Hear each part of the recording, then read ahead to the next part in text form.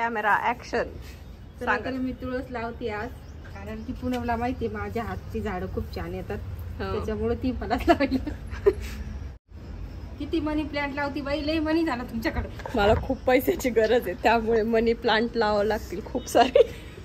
घरात मनी, दारात मनी, आपला सपना मनी. सो बऱ्यापैकी आवरायचा प्रयत्न केलाय आम्ही. थोडंसं अरेंजमेंट करावी लागेल अजून, ते लक्षात येत नाही आम्हाला कशी करायची. थोडा ब्रेक घेऊ, जोपर्यंत थोडं स्वच्छ होते त्यानंतर व्यवस्थित अरेंजमेंट करूयात आपण. तर मावशीच्या हस्ते आपण लावणार आहोत आज पारिजातकाचं झाड. हायशा झाड नाही आला असं कधी झालं का मित्रांनो? माझा पुदिनाचा व्हिडिओ बघितला असं बघितलाय का मावशीच्या पुदिनाचा व्हिडिओ? मस्त फुलला होता आमचा पुदिना, चटणी वगैरे सगळं खाऊन झालंय आमचं. चलो आता लागतो का आम्हाला.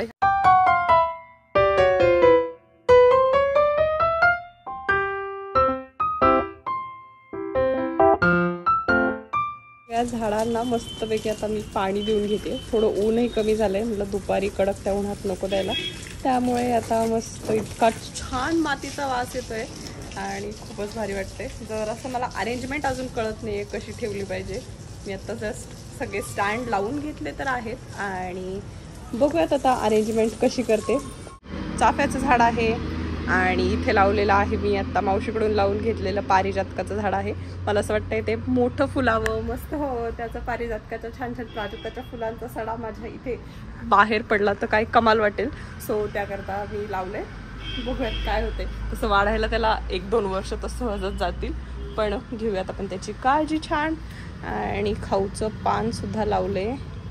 होप सो हे पण व्यवस्थित येईल. मावशींकडून लावून घेतलंय मी, म्हणलं माझ्याकडून काही चुकायला नको. बघूयात हे सुद्धा छान आलं तर मला खूप बरं वाटेल. आणि छान दिसतंय बाकी सगळं मस्त. उन्हाळ्याची सुरुवात झाली आहे, गच्चीत पाणी मारलंय, मातीचा वास मला खूप भारी वाटते. आमची सुंदर अशी राहुली. तर माझी एक साईट चालू आहे, मी तिथे आली आणि आता सध्या रंगरंगोटी पेंटिंगचं काम चालू आहे. सो हा शेड मला काही आवडत नाही एक्झॅक्टली. मला वाटते हा मॅच होत नाही, तर ही क्लायंटची चॉईस होती, पण मला असं वाटतं त्यांना सजेस्ट तरी केलं पाहिजे की हा सूट होत नाही बाकी सगळ्या ग्रे थीमला. थोडासा डार्कच वाटतोय मला तो ब्राऊन सोबतही, तसं काही खास वाटत नाही. बघत होता.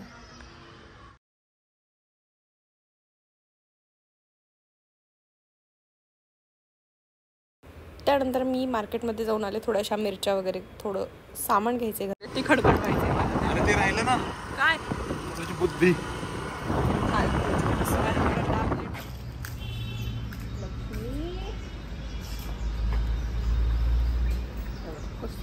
कष्टपट्टी लक्ष्मी.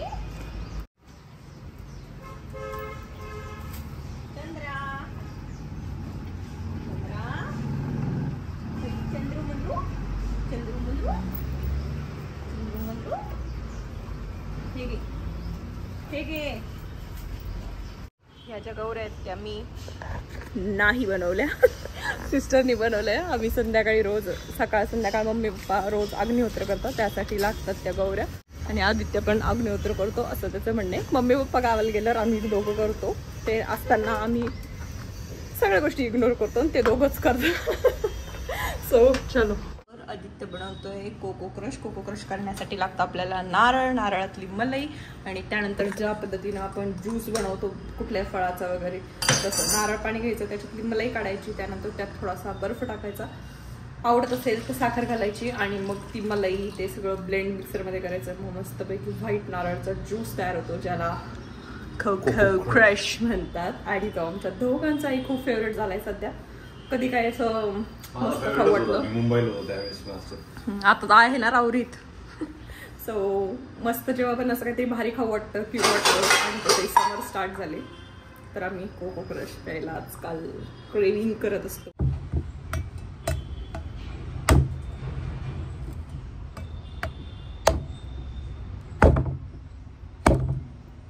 डायरेक्ट हातानं फोडलं सध्या तू हे. डायरेक्ट हातानं फोडलं. बापरे. माझ्याकडून एक मज्जा झाली, तू काढलेल्या मलईला माझ्याकडून बिटाचा रंग लागलाय, पिंक कोको क्रश होईल. सो मी आज बनवलंय वरण भात आहे, भेंडीची भाजी, मेथीची भाजी, जे आम्ही दोघं पण नाही खाणार. आम्हाला आज वरण भात खायचं आहे आणि त्यानंतर मस्तपैकी थंडगार कोको क्रश प्यायचं आहे. सो थोडीशी आम्ही पोटात जागा ठेवतो त्यामुळे भाजी भाकरी स्किप आणि वरण भात खातोय आज. या ठिकाणी खूप कोको क्रश, खूप जास्त कोको क्रश आणलंय मी आपल्याला पहिला.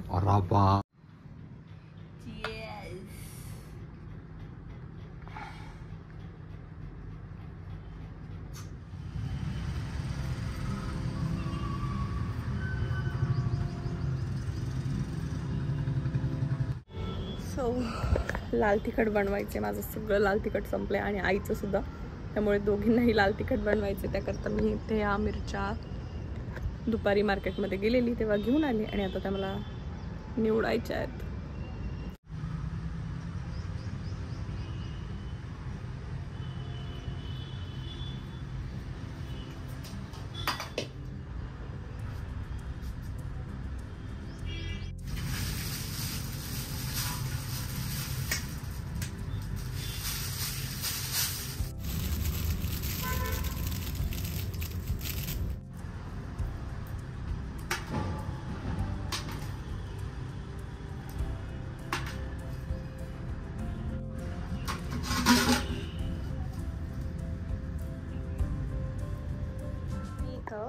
मिरच्या निवडतीये, मला शिंका येत आहेत, खोकला येतोय. हे दोघं बघा काय चाललं कैरी.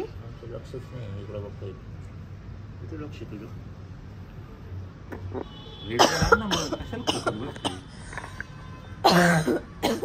माझ्या आईने मला असं शिकवलं नाही, रेडीमेड आणून खायचं, स्वतः बनवायचं, स्वतः करायचं, स्वतःच खायचं. स्वतः खोकायचं. घरी केलेलं कधी पण चांगलं असतं ना. त्याच्यामध्ये तू वाचलं नाही का, सायन्सला टेक्स्टबुक मध्ये होतं अडल्ट्रेशन करता. त्याच्यात आपण किती खातो ते, किंवा काय काय आपलं मिरची किती खातो खाऊन खाऊन, एवढंच नाही एवढंच.